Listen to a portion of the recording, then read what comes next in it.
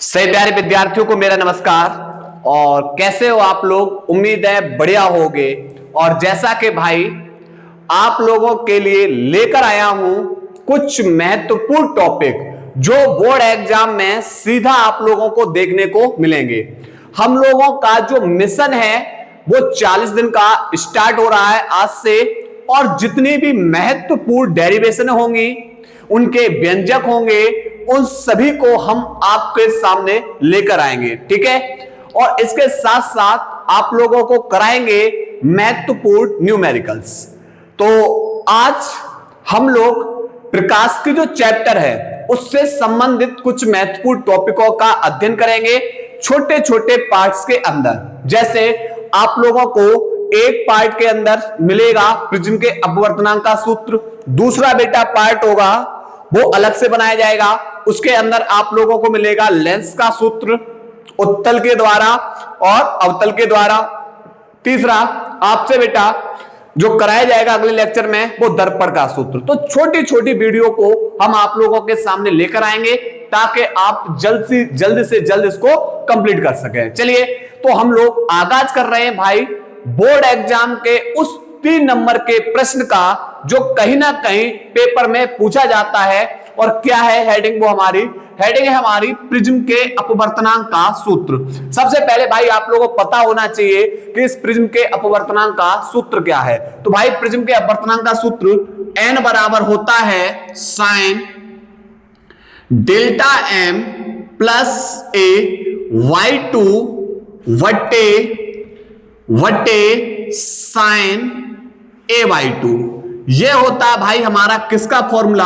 तो यह होता है प्रिज्म के अपवर्तनांक का सूत्र। ठीक है, चलिए, तो इस सूत्र का निगमन आप लोगों से बोर्ड एग्जाम में 3 नंबर का पूछा जाता है। चलिए करते हैं। सबसे पहले हम क्या लेंगे? एक लेंगे भाई प्रिज्म का परिच्छेद। क्या लेंगे भाई? एक प्रिज्म का परिच्छेद। ठीक है, ये हमने ले लिया भाई प्रिज्म का परिच्छेद। इसको नाम दिया बिंदु ए, ये बिंदु बी, और यहां पर ये हो गया सी। ठीक है, अब सुनो, ये वाला जो यहां पर ये माध्यम है ये किसका होगा? कांच का, क्योंकि प्रिज्म हमारा किसका होता है? कांच का होता है। ठीक है, अब प्रिज्म के इधर देखा जाए तो कौन होगी? वायु। और प्रिज्म के इधर भी देखेंगे तो कौन होगी? वायु। ठीक है, अब हम क्या करेंगे? हम करेंगे यहां पर इस ए बी भुजा पर एक हम प्रकाश की किरण को लेकर आ रहे हैं। ठीक है, मान लिया हम भाई PQ प्रकाश की किरण वायु से, PQ प्रकाश की किरण कहां से? हम PQ प्रकाश की किरण को हम कहां ले जाएंगे? वायु से कांच में। अगर ये वायु माध्यम होता तो यह किरण बिल्कुल सीधी जाती। तो यह किरण बेटा कैसी जाती? बिल्कुल सीधी जाती। पर यह वायु से जा रही है कांच में। वायु से कहां जा रही है? कांच में। तो हम क्या करेंगे? इस पर हम एक लंब डाल देंगे। क्या डाल दिया? एक लंब डाल दिया। ठीक है, एन और एन डैश। अब होगा क्या? होगा ये कि यह किरण जब वायु से कांच में जा रही है तो सीधी ना जाकर क्या हो जाएगा? यह अवलंब की ओर झुक जाएगी और QR दिशा में चली जाएगी। किस दिशा में चली जाएगी? QR दिशा में। ठीक है, अब क्या होगा?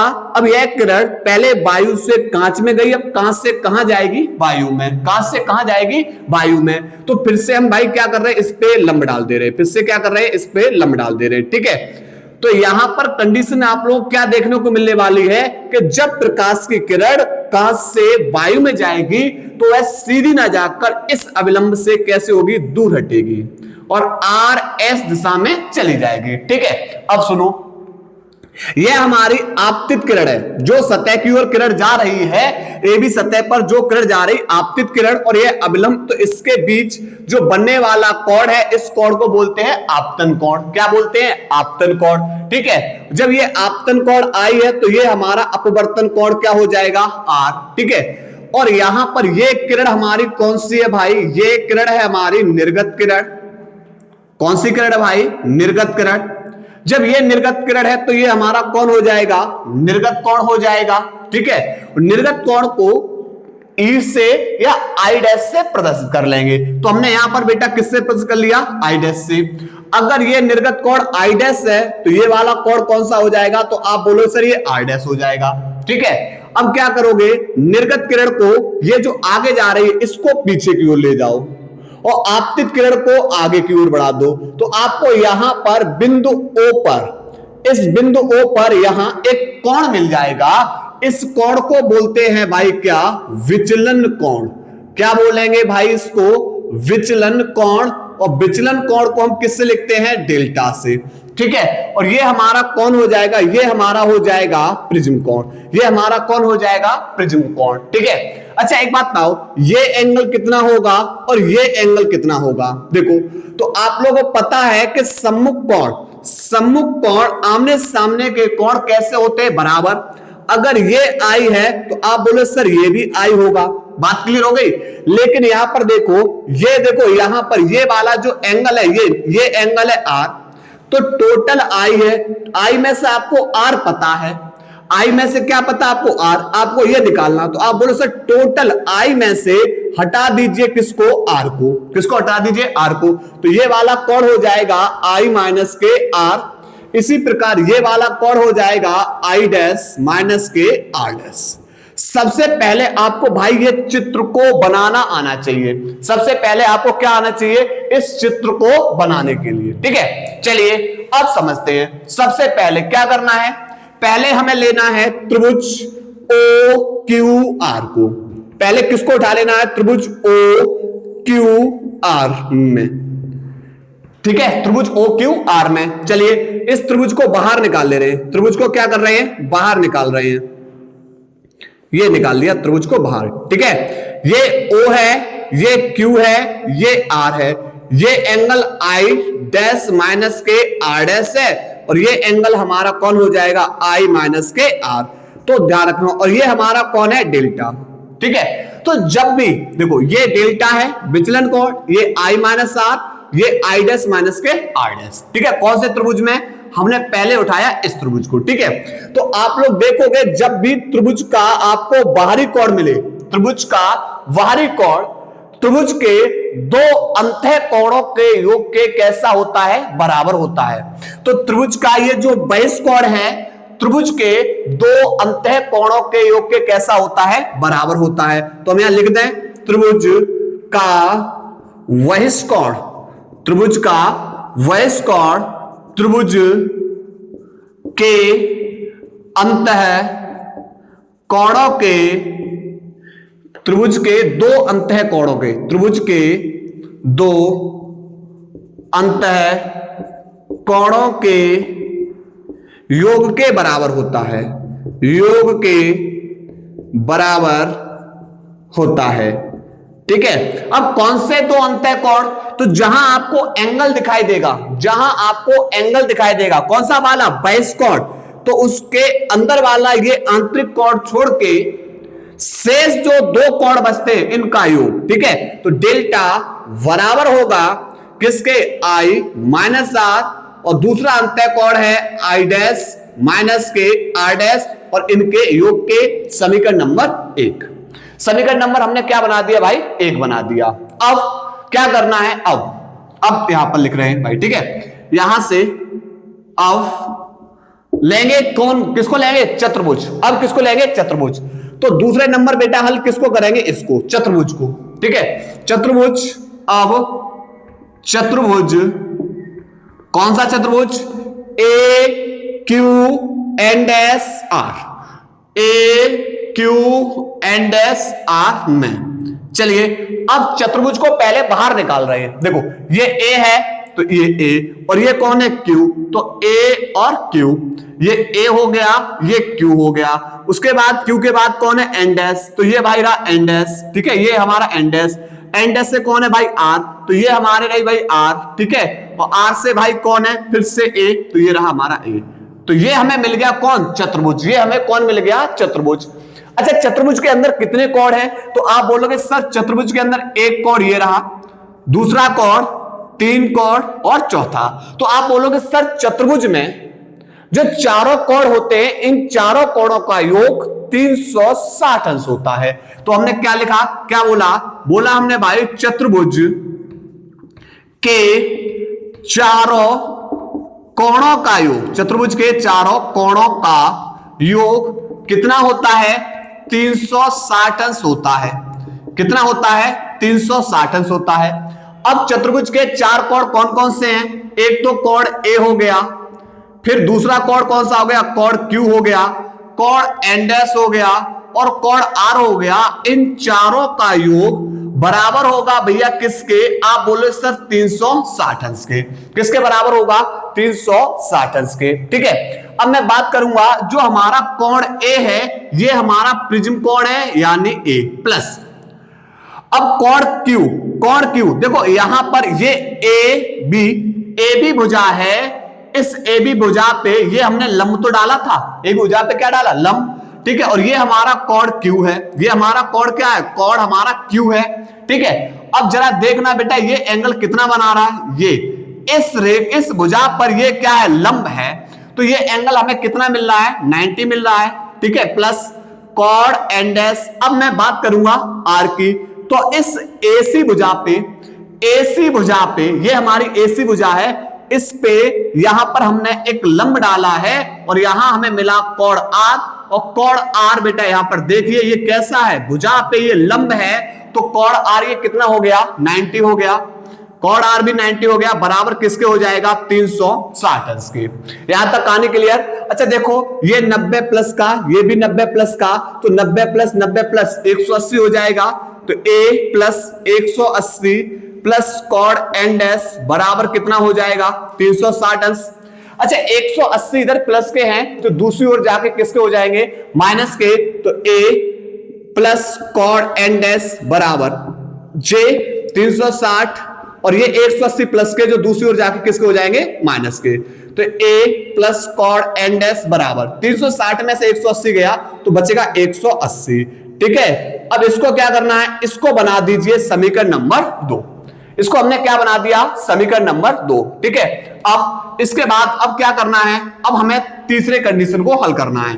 ठीक है, अब हमको किसको हल करना है, तीसरी कंडीशन को हल करना है।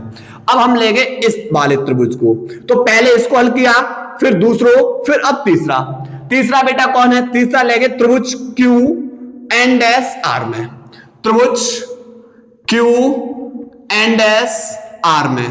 चलिए भाई त्रिभुज क्यू एन डैश आर में देखते हैं। ये हमारे सामने त्रिभुज है क्यू एन डैश आर, ठीक है, और यहां पर ये वाला कोण है आर, ये कोण है आर डैश। ठीक है, अब बताओ त्रिभुज के तीनों अंत जो अंत्य कोण है इसका योग कितना हो जाता है, त्रिभुज के तीनों कोणों का योग कितना होता है, 180 अंश होता है। तो यहां पर क्या लिखेंगे, यहां लिखेंगे त्रिभुज के तीनों कोणों का योग किसके बराबर होता है, 180 अंश होता है। कितना होता है, 180 अंश होता है। अब भाई ये बताओ त्रिभुज के तीन कोण कौन कौन से हैं, तो एक तो बेटा हमारे पास कोण कौन सा है, कोण क्यू है। दूसरा कोण कौन है, दूसरा कोण हमारा एन डैश है। तीसरा कोण हमारा कौन है, कोण आर है। और इन तीनों का योग, तीनों जो कोणों का योग होता है वो किसके बराबर होगा, 180। अच्छा कोण क्यू हमारा क्या है, आर है, प्लस कोण जो एन डैश ये तो पता नहीं हमको, ठीक है, प्लस कोण आर बेटा हमारा क्या है, आर डैश बराबर क्या हो जाएगा, 180। ठीक है, अच्छा यहां पर इसको हमने बना दिया समीकरण नंबर 3। क्या बना दिया, इसको बना दिया समीकरण नंबर 3। अच्छा एक बात देखिए, समीकरण 2 को देख लो और समीकरण 3 को देखो, तो आप बोलोगे सर समीकरण 2 और समीकरण 3 इनकी RHS में 180 अंश है, मतलब इनकी RHS कैसी है, बराबर। जब RHS बराबर है तो किसको बराबर कर दो, LHS को बराबर कर दो। तो यहां लिख देंगे समीकरण 2 व 3 की तुलना करने पर जब तुलना करोगे RHS बराबर LHS बराबर कर दो, तो LHS में A प्लस कोण एन डैश बराबर R प्लस कोण N dash plus R dash बेटा एक बात बताओ, ये अगर प्लस का मान है दूसरी ओर जाकर किसका हो जाएगा, माइनस का, तो ये तो कट जाएगा, तो ए बराबर हो जाएगा आर प्लस आर डैश। ठीक है, अब हम क्या करेंगे, अब लगाएंगे हम न्यूनतम विचलन की स्थिति। क्या लगाएंगे, अब हम लगाएंगे न्यूनतम विचलन की स्थिति में। न्यूनतम विचलन की स्थिति में क्या होता है, जो आपतन कोण है आई वो बराबर हो जाता है निर्गत कोण आई डैश के, आर बराबर होता है आर डैश के, और डेल्टा बराबर होता है डेल्टा एम के, न्यूनतम विचलन कोण के। विचलन कोण बराबर होता है न्यूनतम विचलन कोण के। चलिए, तो इस आर डैश की जगह हम किसको लिखते हैं, आर को, तो ए बराबर आर प्लस आर, इस आर डैश की जगह लगा दिया आर, तो आर और आर कितना हो गया, आर और आर हो गया 2r, यहां दो गुणा में दूसरी ओर जाके भाग में, तो आर बराबर हो जाएगा, क्या हो जाएगा, आर बराबर हो जाएगा a/2। ठीक है, तो यहां पर हमने अपवर्तन कोण को निकाल लिया, अपवर्तन कोण आर बराबर a/2। अब हम क्या करेंगे, अब समीकरण 1 से, अब हम क्या करेंगे समीकरण 1 से, समीकरण 1 में देखो डेल्टा, जब आप न्यूनतम विचलन की स्थिति लगा रहे हो तो ये डेल्टा बराबर किसके है, डेल्टा एम के बराबर आई माइनस के आर प्लस, यहां आई डैश है और आई डैश की जगह हम किसको लिख देंगे, आई को, माइनस आर डैश, इस आर डैश की जगह हम लिख देंगे आर को। ठीक है, तो यहां से कंडीशन, यहां से क्या होगी, यहां से कंडीशन होगी कि भैया डेल्टा एम बराबर आई प्लस का, तो ये दो प्लस के हो जाएंगे बेटा 2i माइनस आर प्लस का, वो सॉरी आर माइनस का, ये भी आर माइनस का, तो माइनस के 2r, और आर का मान आप लोगों ने निकाला आर बराबर a/2, तो यहां लगा दो, तो डेल्टा एम बराबर 2i माइनस 2 इंटू आर की जगह लगा दोगे a/2, 2 से 2 कैंसिल। ठीक है, तो यहां पर डेल्टा एम बराबर होगा 2i, तो यहां पर बचेगा माइनस का a, ये माइनस का ए जो दूसरी ओर जाके किसका हो जाएगा, प्लस का, तो डेल्टा एम प्लस का ए बराबर हो जाएगा भाई 2i।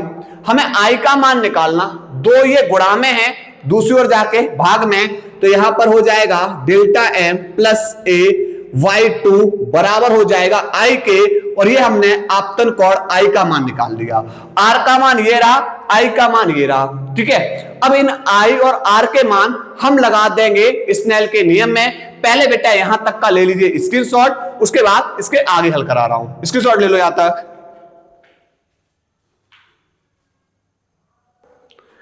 इसके बाद भाई चलिए अब हम लोग लगा देंगे स्नेल के नियम से। किस नियम से, स्नेल के नियम से। हां जी, क्या होता है स्नेल का नियम, n बराबर होता है साइन आई वट्टे साइन आर। बेटा आई का मान जो निकाला ये इसकी जगह लगा दो, तो n बराबर साइन आई का मान डेल्टा एम प्लस a/2 बट्टे आर का मान साइन आर का मान बेटा लगाओ a/2, और ये हमारे लिए रहा बेटा किसका फॉर्मूला, प्रिज्म के अपवर्तनांक का सूत्र। उम्मीद है कि आप लोगों को टॉपिक समझ में आया होगा। एक बार आप लोग वीडियो को फिर से देख लीजिएगा और बेहतरीन ढंग से नोट कर लीजिएगा, और अगर आप लोगों को वीडियो अच्छी लगी हो तो कमेंट बॉक्स में जरूर बताइएगा। ठीक है, नोट कर लो इसको।